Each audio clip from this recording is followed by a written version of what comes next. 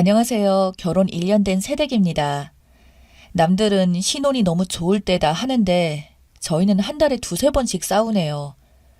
너무 힘이 들어서 조금이라도 의지해보고자 글을 남겨봅니다. 저희는 부모님 도움 없이 집 전세 대출금 같이 갚고 있고 반반 결혼으로 진행한 평범한 30대 초반 부부입니다.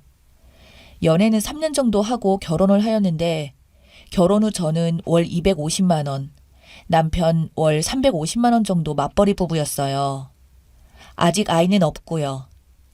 처음에 신혼 3개월 동안 경제권에 대한 이야기가 없어서 우리는 부부 경제 관리를 어떻게 할지 물었더니 편하게 각자 하자고 하더라고요. 각자라는 의미가 이해가 되지 않아. 그럼 주로 살림을 하는 사람이 나인데 내가 장 봐서 밥해 먹고 사는 게 불합리하다고 생활비를 같은 금액으로 합쳐서 생활하자고 했더니 카드를 주더라고요. 월 50만 원 정도 장 보고 사용했습니다. 그런데 그달 말에 어디에 쓰는 건지 묻더라고요. 카드 쓴 거라 주로 마트라고 카드 명세서가 찍혀 있을 텐데 내가 자기 돈으로 낭비라도 한 거 아니냐. 뭐뭐 쓴 거냐고 물어서 기분은 나빴지만 설명해 줬습니다. 설명 후에 생활비에 대해 월말마다 보고하고 일일이 허락을 받아야 한다면 이 카드 쓰지 않겠다고 했습니다. 감정적으로 자존심이 너무너무 상했고 치밀한 모습에 정남이가 딱 떨어졌어요. 많은 돈도 아니고 고작 50만 원 생활비 쓴 거 가지고 저러니 기분이 너무 나빠서 매달 80만 원 받자고 남편한테 굽신대듯이 카드 쓰고 설명하기 싫었습니다. 남편은 내가 아파트 관리비 내지 않냐고 관리비랑 본인 보험 등 월 30만 원 정도 고정 지출요. 저도 돈 버는데 그걸로 사용하면 되지 왜 남편한테 돈을 달라고 하냐고 하더라고요. 그러면 남편은 달랑 30만 원 쓰면서 저더러 생활비 다 쓰라는 거잖아요. 50만 원 쓰는 것도 허락받고 쓰라는 듯이 저러는데 사람한테 질린다는 게 뭔지 그때 느꼈습니다. 저는 싸워보기도 하고 설득해보기도 하였지만 남편은 요지부동이었고 변화가 없어서 반포기 상태로 제가 250만 원을 벌면 50만 원은 가정을 위해 사용하고 장보기, 집 생활용품 구매 등 하고 50만 원은 제 용돈으로 쓰고 나머지는 저축을 했습니다.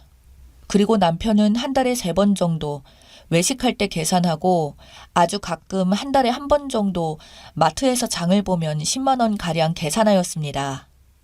아무리 말해도 공동생활비로 쓸 수 있도록 통장을 만들어 생활하자고 해도 변화가 없는 남편 어찌해야 할까요?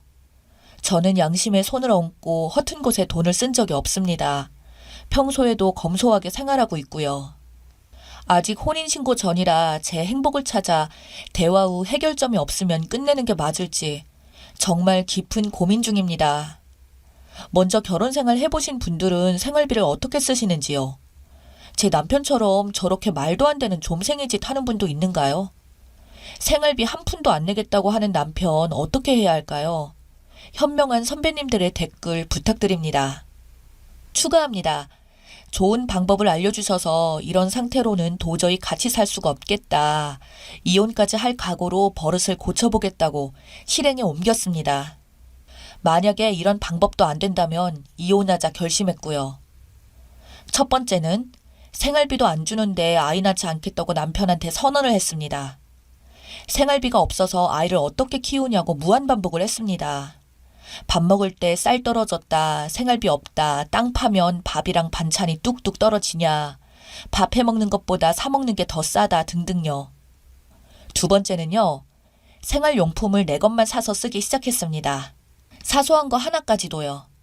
샴푸랑 바디워시부터 치약, 칫솔, 휴지까지 이케아에서 철제 캐비닛 사서 자물쇠 걸고 사용했습니다.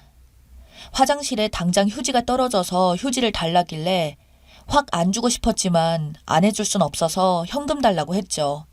휴지 하나에 5천 원 달라고 했습니다. 정말 치사하게 군다고 하길래 정말 치사한 건 너라고 그럼 주지 말까 하면서 줬습니다. 나한테 사면 비싸니까 당신이 직접 사서 써 하면서요. 빨래도 일절 안 해줬습니다. 세탁기 돌릴 때 제 빨래만 했습니다. 물론 세제도 캐비넷에 넣어두고 저만 썼습니다.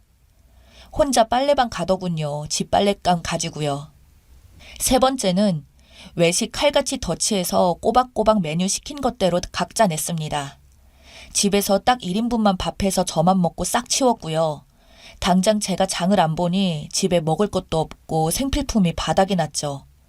이렇게 했더니 한 달 만에 생활비 개념 이해하고 꼬리 내리기 시작했습니다. 화장실 휴지 한 장 자기가 사오지 않은 한 못 쓰게 하니까 일주일 된 날 때쯤 얼굴이 몰라보게 어두워지기 시작하더라고요. 자기가 직접 사오지 않으면 저한테 부탁해서 비싼 값에 저한테 사가거나 급한 건 편의점 가니 정말 비싸고 돈이 쑥쑥 나갔죠. 밥은 밥대로 못 먹고 사는 게 아닌 게 된 거죠. 결혼 생활이 이런 건 아닌데 새삼 뭔가 깨닫는 것 같더라고요. 저한테 공동생활비 얼마 내면 되냐고 하길래 너 월급 많이 타니 관리비는 네가 내고 공동생활비는 70만 원 내. 난 너보다 월급이 적으니 50만 원 낼게. 너한테 가계부는 절대 검사 안 받을 거고 그리고 우리 맞벌이니까 가사 분담 정확히 해야지 해서 제가 밥 담당, 남편이 청소와 설거지 담당, 큰 건 이렇게 나왔네요. 생활비 쓰고 좀 남은 건 양가 부모님 생신이나 명절 때 선물비 똑같이 사용하기로 했고요.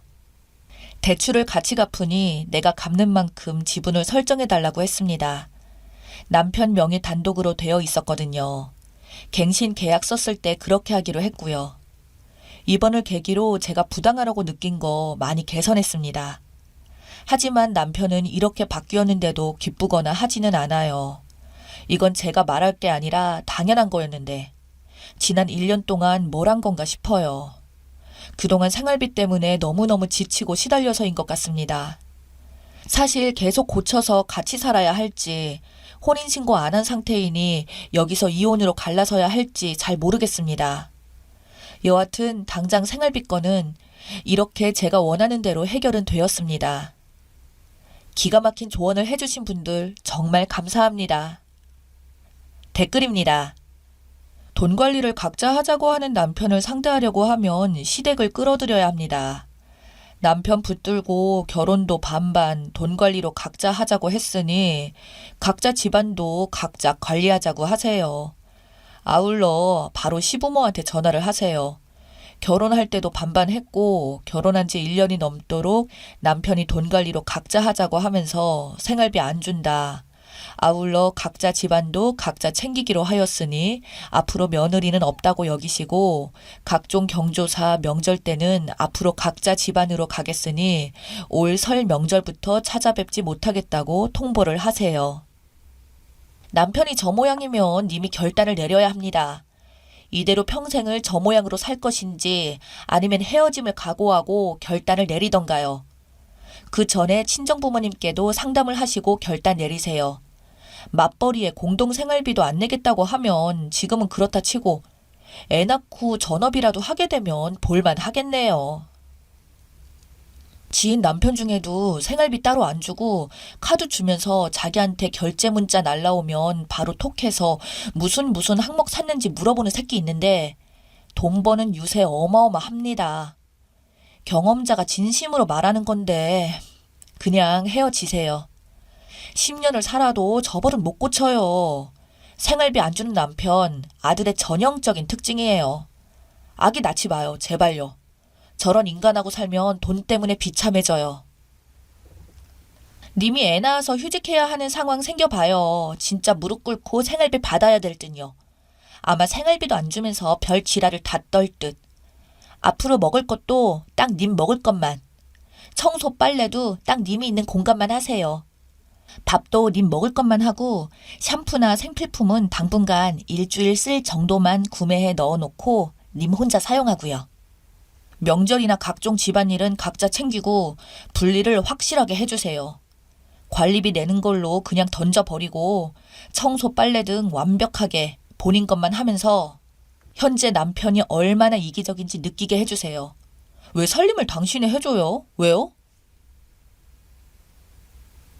여자의 노동력은 제공받으면서 관리비는 고작 20만 원 찔끔 내고 여자 돈으로 여자가 해주는 밥 받아서 지 입으로 넣는 철없는 남자. 대체 생활비를 왜 안 내는데? 밥은 왜 해줘요? 청소 빨래는 왜 해요? 룸메는 각자 자기의 일이라도 하지. 저거 정말 기생충이잖아.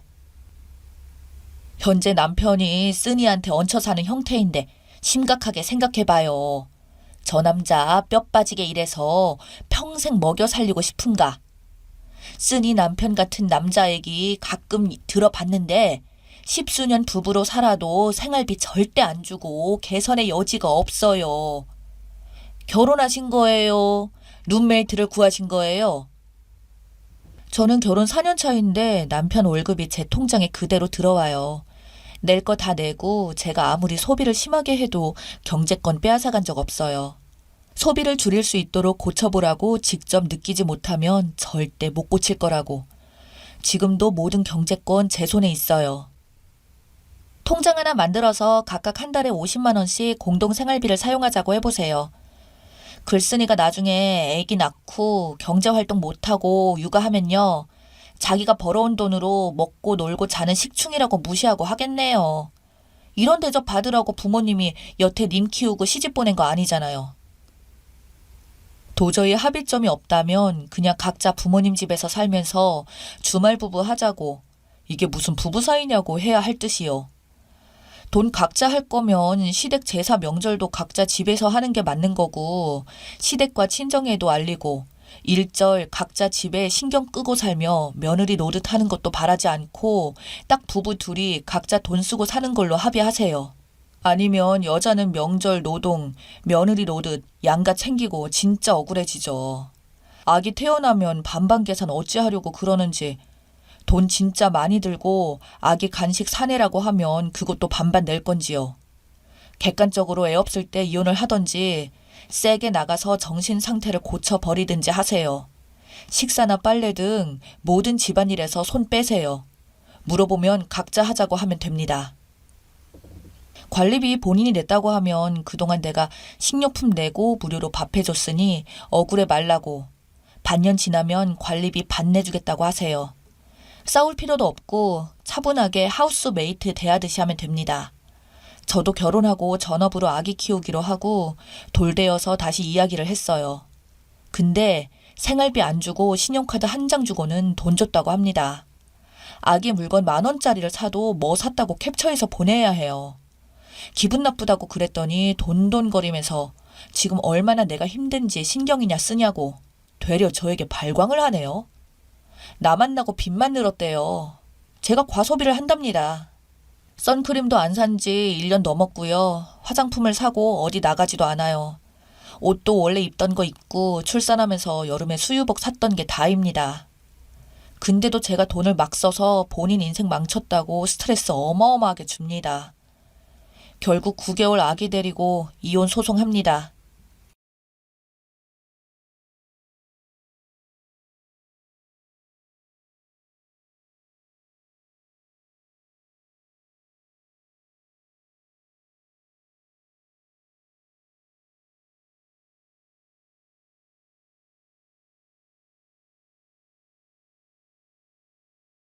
안녕하세요. 저는 현재 둘째를 임신하고 12월 출산을 앞둔 엄마입니다. 시어머니의 생색과 억지 때문에 너무 스트레스를 받고 머리가 빠질 지경이라 여기에 글을 써볼까 합니다. 최근에 사건이 있었는데 저희 친정아버지께서 가족이 늘었으니 큰 차가 필요하다고 좋은 SUV를 사주셨습니다. 차는 2달 뒤에 출고될 예정이고요. 저도 저지만 신랑이 좋아서 까무러치면서 감사합니다를 연발하며 들떠있는 상황입니다. 몇 번이고 차 타러 가보고 검색해보고 제가 옆에서 봐도 기분이 다 좋아질 정도로 기뻐하더라고요. 원하는 차를 결정할 때까지 설레하는 남편을 보며 부모님도 정말 흐뭇해 하셨습니다. 평소에도 친정에서 지원을 많이 해주시는 편이시고 결혼할 때 많이 보태주지 못했다고 미안해하시며 소소한 것부터 크게 한 번씩 지원해 주십니다.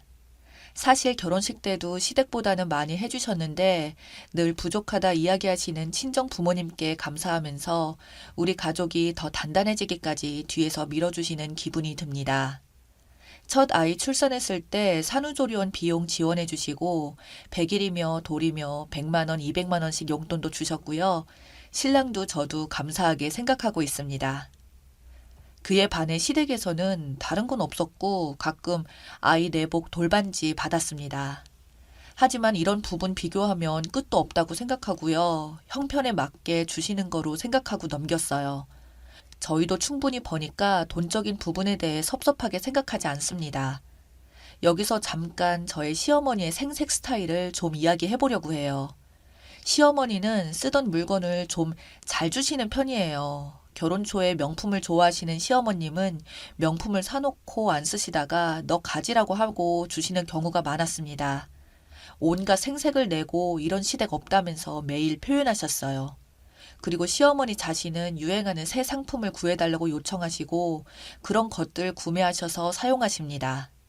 항상 제가 궁금했던 건 저는 명품 선물 바란 적도 없거니와 저 스스로 구매할 수도 있고 또한 가진 아이템도 많은데 왜 저렇게 주시는지 하는 겁니다. 정말 필요 없거든요.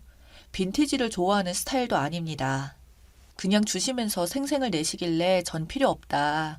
어머님이 쓰시면 더 예쁘겠다고 해도 아니야. 난 다른 시어머니와 달라. 며느리에게 이런 명품도 줄 수 있는 시댁이지. 너에게 줄 거야 하고 그냥 주십니다.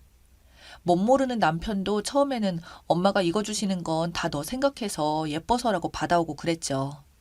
하지만 그 모든 것은 장롱에 고이 잠들어 있습니다. 저렇게 생색내면서 주시니까 크게 거절도 못하겠고 자리만 차지하고 있어서 이제는 좀 부담스럽기까지 합니다. 또 뭘 주신다고 할까 봐요. 또 가끔 지인이 농사짓는 고구마나 사과 등 먹거리를 한 상자씩 주실 때가 있습니다. 본인이 생각했을 때 엄청나게 맛있거나 비싼 가격에 판매되는 것이면 그렇게 생색을 내십니다. 한 번은 고구마가 진짜 맛있는 거긴 한데 모양이 좀 못나서 판매가 어려운 것을 지인이 몇 상자씩 주신 적이 있습니다. 당연히 저희도 얻어먹고 맛있게 먹었죠. 그런데 그 고구마 다 먹을 때까지 아침마다 전화가 왔습니다. 고구마 맛있냐, 그거 비싼 거다 등 정말 고구마 이야기로 전화를 얼마나 받았는지 모릅니다. 전화 받으면 인사도 없어요. 고구마 먹었느냐로 시작합니다. 옆길로 이야기가 좀 샜네요. 본론으로 돌아와 남편은 들떠서 현재 가지고 있는 차를 어떻게 처분할지도 이야기했습니다. 기존에 타던 차가 소나타인데 친자매처럼 친한 제 친척 동생에게 주면 되겠다고 신나서 이야기하더라고요. 동생은 대학원 때문에 현재 친정 부모님 집에 거주하고 있을 만큼 가까운 사이입니다. 정말 그냥 친자매나 다름없습니다. 남편이 저렇게 고마워하고 좋아하고 중고차이긴 하지만 제 친척 동생을 챙기는 것 같아서 저도 기분이 좋았고 친정 부모님께서도 웃으며 훈훈한 분위기였습니다. 그런데 며칠 뒤에 오늘 시어머님이 전화가 오네요. 아마 남편으로부터 차 이야기를 들으신 모양입니다. 사돈에게 감사한 마음을 표현이라도 하시려나 했는데 제 착각이었던 거죠. 왜 자기 아들 차를 마음대로 처분하냐면서 아들 차 살 때까지 자기가 1,000만 원 지원해줬는데 처분에 대해서도 자기랑 상의를 하고 정해야 하는 거 아니냐고 왜 멋대로 정하냐고 퍼부으면서 화를 내십니다. 그러면서 1,000만 원을 달라고 하십니다. 이게 상식적으로 맞는 말인가요? 너무 황당해서 기가 막힌데 일단 상황을 무마하고 싶어서 신랑이랑 이야기 좀 하고 연락드린다고 끊었습니다. 말인지 개떡인지 구분이 안 가서 그러는데 제가 지금 어떻게 생각하는 게 맞는 거죠? 그냥 지금 너무 어이가 없다는 생각만 듭니다. 신랑한테 전화해서 화내니까 일단 화내지 마 화내지 마 하면서 자기가 알아서 한다는데 너무 화가 납니다. 한 번 지원해줬다고 소유권이 평생 가는 건가요? 심지어 결혼할 때 산 차도 아닙니다. 저 만나기 전부터 타고 있었던 차예요. 그런데도 지금 소유권을 이야기하시면 돈을 돌려드려야 하는 건가요? 제가 어떻게 처신해야 현명한 건지 조언 좀 부탁드립니다. 사실 현명이고 뭐고 너무 화가 나서 막 나가고 싶기도 합니다. 답변 좀 부탁합니다. 추가합니다. 관심 가져주셔서 감사합니다. 제가 화난 이유는 표현하신 방식과 이건 억지라는 생각이 들기 때문입니다. 시어머님께 의논 안 한 제 잘못이라고 하시는 분들, 결혼하실 때 시댁에서 집값 받으시면 이사하실 때 시댁에 말씀드려 의논하고 허락받으시나요? 제가 혼수할 때 부모님이 소파를 사주셨습니다. 그럼 버릴 때 허락받고 버려야 하나요? 주시면 끝 아닌가요? 빌려주셔서 갚으라 했던 건데 안 갚고 버틴 거면 이해해요. 6년 전에 살 때 보태주신 거 이제 처분하는데 그걸 허락받아야 하나요? 주셨으면 마음으로 갚거나 후에 조금씩 은혜를 갚는 거지 줬다고 소유권 주장하는 거 웃긴 거죠. 결혼할 때 지원을 많이 해주신 것도 아니고 제가 결혼할 때 해온 것에 반의 반도 안 해주셨으면서 저러시니까 정말 지질이 궁상으로 보일 뿐입니다. 지질이 궁상하니까 갑자기 생각났는데 저의 첫 아들 돌잔치 때 그때 하도 열이 받아서 지금까지 생생한 기억이 있습니다. 남편이 사업하고 친정도 사업해서 답례품을 넉넉히 했어요. 원래도 넉넉히 할 생각이었는데 시댁에서 계속 넉넉히를 강조하셨죠. 돈을 보태주는 것도 아니면서 따로 필요한 수량을 말한 것도 아니고 남편 따로 돌릴 수량, 친정 따로 돌릴 수량, 그리고 손님 플러스 알파에서 좀 넉넉히 하긴 했습니다. 친정에서는 돌잔치 준비금으로 현금을 좀 주셨고요. 친정으로 배달이 가서 친정 수량은 빼고 집에 신랑 수량이랑 당일 오는 손님 수량을 정리해 두었는데 착각한 신랑이 둘 다 돌잔치 장소로 보낸 겁니다. 돌잔치하고 손님 가실 때 인사하는데 답례품으로 시어머니가 생색을 내기 시작하시더라고요. 땡땡 엄마 하나 더 가져가. 내가 특별히 주는 거야. 땡땡아, 너도 하나 더 가져가. 뭐 여기까진 그럴 수 있다고 생각을 했어요. 그래도 기분은 별로였습니다.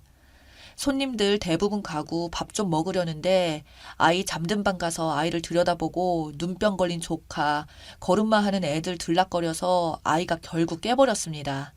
친정엄마를 아이가 더 좋아해서 친정엄마가 안고 있는데 자꾸 시어머니가 함께 따라다니더라고요. 슬슬 짜증이 나기 시작하는데 손님도 다 갔는데 안 가고 계속 계시더라고요. 그러더니 가방에서 장바구니를 꺼내더니 답례품을 주섬주섬 담기 시작했습니다. 갑자기 작은 집, 고모집 할 거 없이 답례품을 3-4개씩 챙겨주기 시작하더라고요. 열받아서 어머니 몇 개가 필요하세요? 업체 사람들도 돌리고 해야 한다고 했더니 그때 멈칫하고 그만하시더라고요. 여기까진 참아줄 수 있었는데 업체에서 돌상을 정리해줬는데 필요하면 물어보고 가져가던가 하는 거 아닌가요? 아무리 그래도 엄연히 저희 행사인데 뒤적뒤적 하더니 떡 담아있던 봉투며 과일 봉투를 시댁 식구들 다 나눠준다고 하더라고요. 정작 주인공인 우리 부부랑 친정은 수수밭 떡도 구경 못했습니다. 여기서 열받아서 남편에게 한 소리 했는데 저보고 야박하다고 하시더군요. 답례품이 필요했으면 필요한 만큼 수량을 미리 말하던가 남으면 무조건 본인이 가져가시나요? 아무리 그래도 돌상 정리한 것이지만 왜 뒤적거려서 자기가 생색내며 나눠줍니까? 그때부터 시어머니의 찌질이 궁상 모습을 확실히 본 거죠. 지난해 생각하다 감정이 올라와 글이 길어졌네요. 아무튼 남편한테는 싫은 소리 전화로 하기 싫어서 퇴근하면 말할 참이고요. 기회가 되면 후기 또 남기겠습니다. 후기입니다. 마음이 가라앉으니 더 화가 나네요. 뱃속 아이를 위해 좋은 것만 보고 좋은 것만 듣고 좋은 것만 먹고 인물 좋은 사람 사진 보면서 아기도 예쁘다 해서 예쁜 사람들 사진 보고 그려보고 색칠 공부도 하면서 정말 태교에 많이 신경을 썼습니다. 그렇게 조심하고 또 조심했는데 다른 이유도 아니고 돈 때문에 시어머니라는 사람이 자기 아들의 자식을 품은 사람한테 그렇게 행동하는 게 상식적으로 이해가 안 됩니다. 신랑 차는 만나기 전부터 존재하던 거라 구매할 때 시어머님이 얼마를 지원해 주시는 것에 대해서 알아야 할 생각도 알 필요도 없어서 몰랐습니다. 그리고 부가 설명이 좀 부족했나 봐요. 저는 차가 있습니다. 굳이 새로 뽑는 SUV를 타고 다닐 필요 없는 나름 좋은 차 타고 다녀요. 친척 동생도 차가 있어요. 얇은 차라 사고 나면 걱정이었는데 신랑이 먼저 자기 차 팔아도 얼마 못 받으니 차라리 친척 동생 주는 게 좋겠다고 했죠. 저야 별 생각 없이 참 좋은 생각이라고 했죠. 시어머님의 막말은 차마 친정 부모님께 말씀을 못 드렸습니다. 저런 시부모님을 가진 저를 안타까워하실 그 마음을 느끼게 해드리기 싫었거든요. 그리고 아버지께서 호전적인 성격이라 어떤 일이 일어날지 감도 안 잡혀 말씀 못 드렸습니다. 어제 신랑이 퇴근 후 저녁에 미안하다고 울더라고요. 창피해 죽겠다고요. 그리고 어머님께 전화해서 화내면서 그게 할 말이냐고 퍼부었나 봐요. 그러다 말이 안 통한다고 느꼈는지 욱해서 말하더라고요. 그냥 새 차 안 받겠다. 새 차 선물 받으려면 엄마한테 줄 1,000만 원이 필요한데 우리 1,000만 원도 없고 장인어른은 어떻게든 보태주려고 하시는 상황에서 우리 집은 1,000만 원 받아야겠다고 하니 나 뜨거워서 말 못하겠다고 하고 끊더라고요. 끊자마자 저한테 불나게 전화 오는 거 안 받았습니다. 친정 아버지한테 구구절절 말하며 차를 거절할 생각은 당연히 없지만 남편이 저렇게 이야기하고 어떻게 마무리하나 그냥 지켜보았습니다. 시어머니 반응도 궁금하고요. 그날 밤에 구구절절 카톡이 오더라고요. 아마 아버님한테는 한 소리 들으신 모양이에요. 자기 아들 새 차는 못 사줄 망정 방해하는 꼴이 되었으니 말이죠. 시모는 설마 내가 들었다만 그렇다고 아직까지 차를 안 받겠다고 말한 건 아니지? 어머니, 저희가 차를 받으면 1,000만 원 드려야 하는데 저희 1,000만 원도 없고 그냥 안 받기로 했어요. 그게 무슨 말이냐? 주는 걸 안 받다니. 너 정신이 있니 없니? 어머니, 저희 차 있고 굳이 좋은 차 필요 없다고 말씀드렸고 저 정말 부끄러워서 차 안 받겠다고 했어요. 그러니 이제 이 이야기는 그만해도 될 것 같네요. 나도 생각해 봤는데 내가 생각이 짧았다. 미안하다. 다시 생각해 봐라. 그냥 없던 일로 하고. 앞으로 시댁에 손 안 벌릴게요. 언젠가는 달라고 할 수도 있으니 앞으로는 이 문제로 연락하지 말아주세요. 라고 하고 말했더니 더 이상 답이 없네요. 그렇게 어설픈 사과를 받고 이 사건은 종결되었습니다. 그 뒤로 아직 어머님하고 만나거나 통화한 적은 없고요. 그렇게 자주 연락 오시는 분인데 아마 본인도 꽤 민망하겠죠. 그런데 저는 이 사건으로 너무 행복합니다.